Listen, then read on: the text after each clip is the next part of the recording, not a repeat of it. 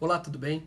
O meu nome é Rafael Calmon, eu sou professor de Processo Civil do programa de pós-graduação da Unifor e é um prazer falar com vocês sobre as convenções processuais. Bom, o que são as convenções processuais? Para que a gente entenda sobre as convenções processuais, é indispensável que a gente faça um retrospecto. A gente parta lá da Constituição Federal em primeiro lugar. Por quê? Na Constituição Federal, no artigo 5º, ela diz assim: a todos os litigantes em processo judicial ou administrativo é assegurado o devido processo legal. Tá, não pode não usar essas palavras exatamente, mas a ideia que ela transmite é essa: é que a todos os litigantes deve ser garantido o devido processo legal. E a gente para pensar, o que é esse devido? É algo que é obrigatório? A palavra devido não tem essa acepção nessa frase. A palavra devido, ela deve ser entendida como adequado. Como quando as nossas mães ou a gente chega em casa e a gente se depara com a seguinte situação: ei, coloque as suas camisas no devido local. Coloque as suas meias no devido local. Partindo disso, a gente para pensar o que é o devido local. No local adequado para a camisa, ele vai ser um local próprio, possivelmente vai ter um cabide, possivelmente vai ter uma gaveta. No local adequado para a meia, no local devido para a meia, vai ser um local diferente e assim por diante. Então essa é a acepção, é da palavra devido sendo entendida como adequada.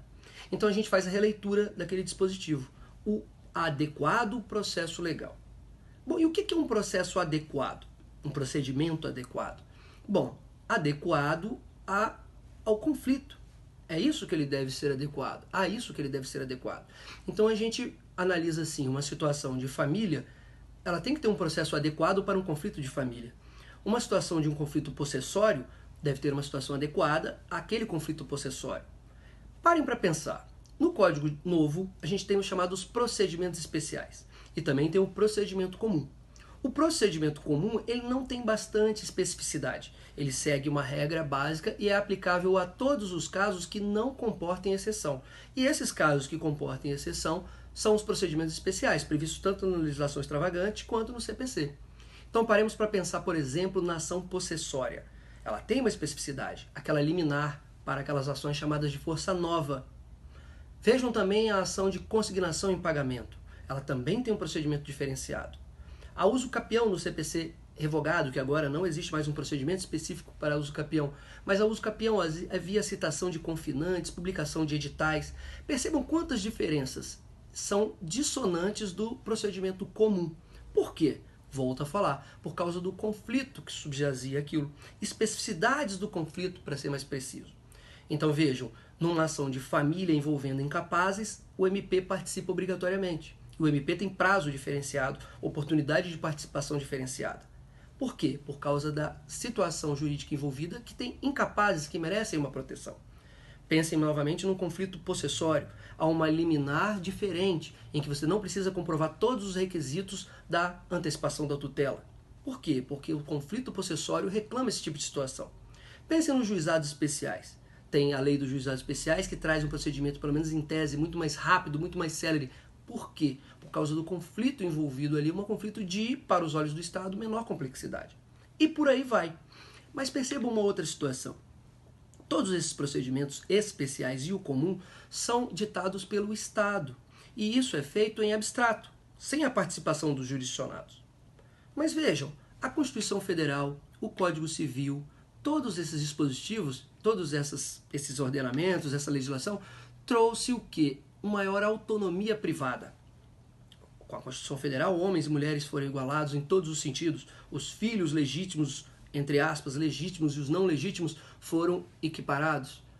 Há uma maior proteção à tutela da propriedade, do contrato, por isso existe a função social do contrato, da posse, da propriedade. O Código Civil também, em 2002, veio reforçando esse posicionamento. Atribuiu maior autonomia da vontade às partes.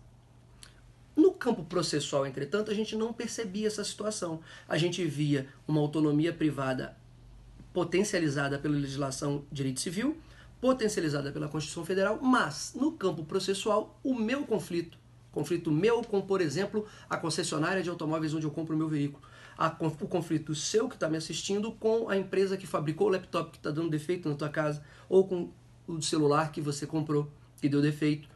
Esses conflitos, quando a gente levava eles ao judiciário, eles se transformavam então em litígios, e para isso precisavam correr por um procedimento, acabavam correndo por um procedimento ditado absolutamente pelo Estado.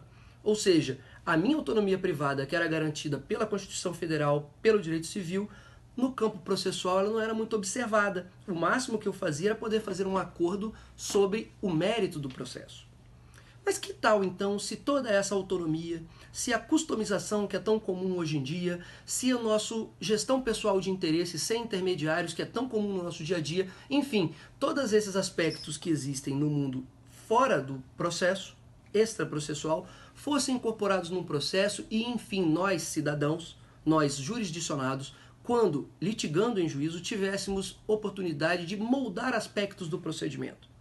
Sim, aquele procedimento que é traçado em abstrato pelo Estado para dar concretude a esse princípio da adaptação, que eu falei que está no artigo 5º, o processo fosse adaptado não só pelo Estado, mas também por mim, por você, quando jurisdicionados naquela causa.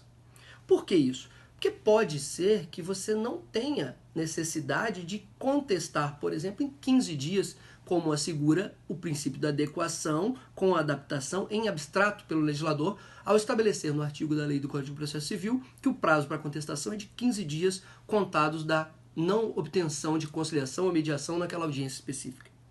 Pode ser que você, naquele caso específico, não precise apresentar réplica, como assegura a lei. Não é obrigatório, mas ela te assegura. Só que é preciso observar o prazo da réplica.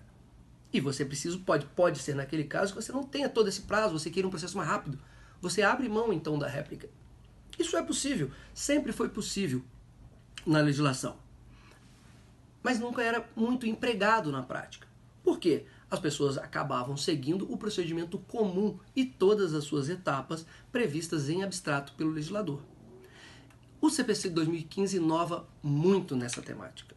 Ele incorpora ao direito positivo brasileiro a possibilidade de as partes, nós jurisdicionados, fazermos valer a nossa autonomia privada, aquela assegurada pela Constituição, pelo Código Civil, dentro de um processo para moldarmos o procedimento. Como? Eu vou te explicar. Lá no artigo 190, por favor, vocês podem consultar aí, trata desse instituto. Eu volto a falar, não que ele seja novo, ele não é uma novidade no CPC, no nosso sistema, perdão, e nem no CPC, mas agora o artigo 190 incorpora a chamada cláusula geral. Eu posso negociar em qualquer aspecto. E por que eu falo que ele não é uma novidade?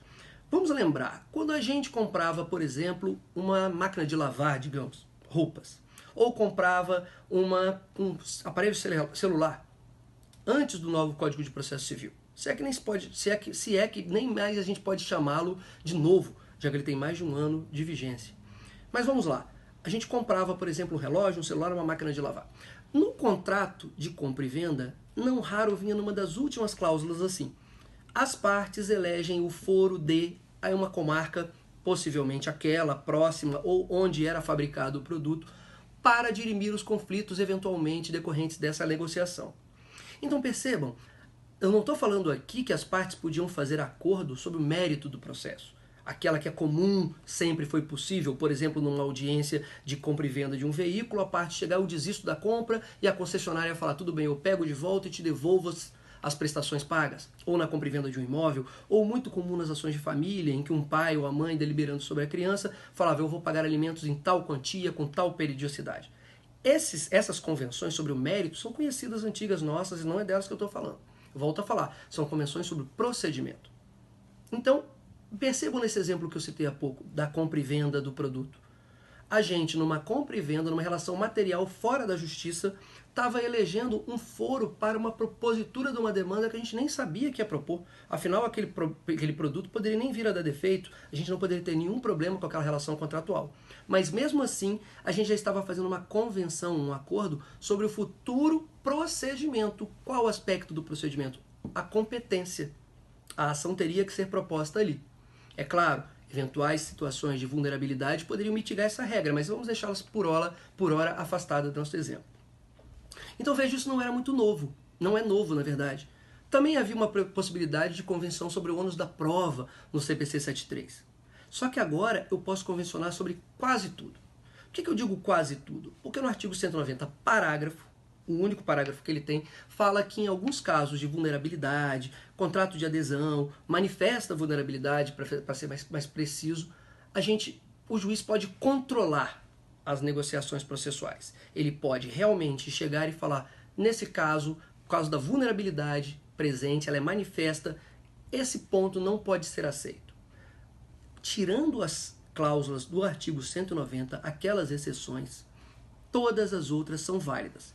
Então é claro, a gente não pode raciocinar por absurdo. Por exemplo, falando assim, olha, eu quero convencionar para que um delegado julgue a minha demanda. Não, o Poder Jurisdicional tem que intervir nesse caso. Olha, eu quero retirar o Ministério Público de intervir numa ação de família em que há incapazes. É claro que não pode. Tirando isso e tirando as cláusulas do artigo 190, parágrafo único, quase tudo é permitido. Então vejamos, por exemplo, é possível numa parte convencionar com a outra que naquela demanda a contestação será proposta obrigatoriamente em 10 dias e que a réplica em 5 dias. Pode ser possível que as partes convencionem, por exemplo, eu quero ouvir apenas a testemunha A e não a outras testemunhas, e a outra parte fale, e eu me contento com a testemunha B apenas. Pode ser que numa situação de penhorabilidade, a parte chegue e fale assim, numa futura execução entre nós, eu já indico de antemão este bem para ser penhorado com preferência de todos os outros. Percebam, são convenções, então depende da aceitação da outra parte. Não há imposição. Muitos questionam se o juiz deve intervir nesse tipo de relação e proibi-las ou se depende da homologação dele. As opiniões se dividem. Tirando aquela hipótese do parágrafo único que eu falei agora há pouco, em que há absurdos, a situação de manifesta vulnerabilidade, o juiz não precisa intervir. Por quê? Isso está bem claro lá no artigo 200 do Código de Processo Civil, que as manifestações unilaterais ou bilaterais de vontade, elas produzem efeitos imediatamente no processo, exceto a desistência. Então, com base nesse artigo, basta os advogados fazerem uma petição e levarem ao juiz. Claro, volto a falar, tem limites, então eles não poderiam falar assim. A sentença do juiz será obrigatoriamente dada no dia 15 de fevereiro. É claro que não, porque eles estariam intervindo na órbita do juiz. As partes podem convencionar, está bem claro no artigo 190 caput, sobre os seus próprios poderes, ônus, deveres e faculdades processuais. Tirando os seus deveres, poderes, suas situações jurídico-processuais, elas não podem convencionar. Então, como eu disse, elas não podem pretender tirar o Ministério Público de uma demanda em que ele obrigatoriamente intervenha por lei. Eles não podem atribuir a competência para julgamento para um outro órgão que não seja o jurisdicional. Enfim, por causa disso, eles também não podem convencionar uma data para que o juiz dê a sentença. Mas a réplica, a contestação, a número de testemunhas a serem ouvidas, isso pertence ao campo das partes. E você pode me indagar, mas Rafael, se a parte fala que quer se limitar à testemunha A e a outra parte fala, eu me limito, a minha única prova será a testemunha B. Se nenhuma delas faz prova boa, será que o juiz não poderia intervir e falar, olha, mas eu não estou satisfeito, logo como sou eu que vou julgar, eu não estou convencido, eu posso ordenar a prova de ofício? Enfim, as partes poderiam tirar esse poder do juiz? Muitos questionam a esse respeito, eu particularmente entendo que o domínio da prova pertence às partes. Quem não provar com aquela testemunha o fato que deveria ter sido provado, perderá a demanda, isso está bem claro no Código de Processo, de modo que eu acho que isso vincula sim, inclusive o juiz, os poderes probatórios das partes. Basicamente, é claro, com essa limitação temporal que me foi dada, era essa a ideia que eu queria transmitir sobre as convenções processuais. É um instituto muito bem-vindo pelo Brasil, pode otimizar o procedimento significativamente, porque podem existir outros fatores em jogo, como, por exemplo, estratégias processuais, como, por exemplo, repercussão econômica do direito naquele processo, que façam com que as partes tenham outros interesses que não se sujeitar obrigatoriamente ao procedimento estabelecido por lei.